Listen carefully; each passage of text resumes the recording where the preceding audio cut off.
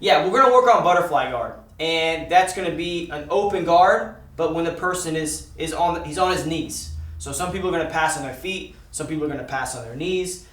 Butterfly is gonna be most appropriate when the person stays on their knees. And there's gonna be a common theme. We're gonna have a couple of control positions that we're gonna go for of kind of increasing control from the butterfly guard. And then we're gonna be using the same techniques from those different 3 control positions. But as I get more control of my opponent, I'm going to set them up a little bit differently. So I want to make sure that we understand what those differences are. And we're also going to be talking about, how to finish, how to pass the guard. Once we sweep the guy, we're not going to stop. We're not going to be happy with 2 points. We're going to take it one step further. We're going to get 3 more for the guard pass, make it a 5-point lead right off the bat. And take advantage of that moment of confusion again. Exactly. We want to take advantage of every opportunity that we create to move forward and pursue our opponent.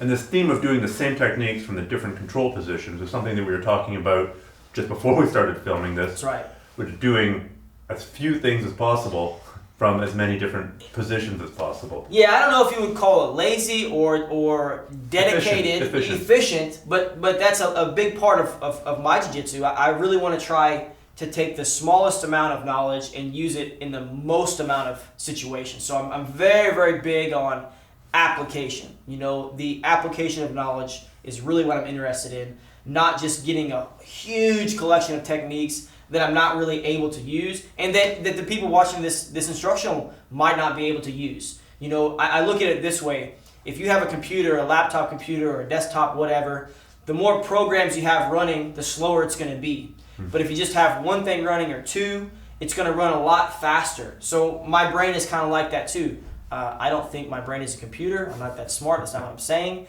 I'm just saying that the more things I have to think about, the more distracted and less focused I'm going to be. So if I only have to think about 2 or 3 things, I'm going to be really on point with hitting those things. Well, how many throws do top-level judo like Olympic world champion judo competitors have got 2, 3, 4 throws? Now, either that means that judo competitors are not as intelligent as the rest of the world, or they're doing something, they're trying to keep their game as simple as possible. That's right. To be as efficient as possible with those few techniques that fit their body. That's right. They're really going to take the knowledge they have and they're going to build their application as opposed to just their, multi-technique, range. So once I secure this grip, and I'm going to rotate my arm this way. 2 arms underneath, and my hook goes back in,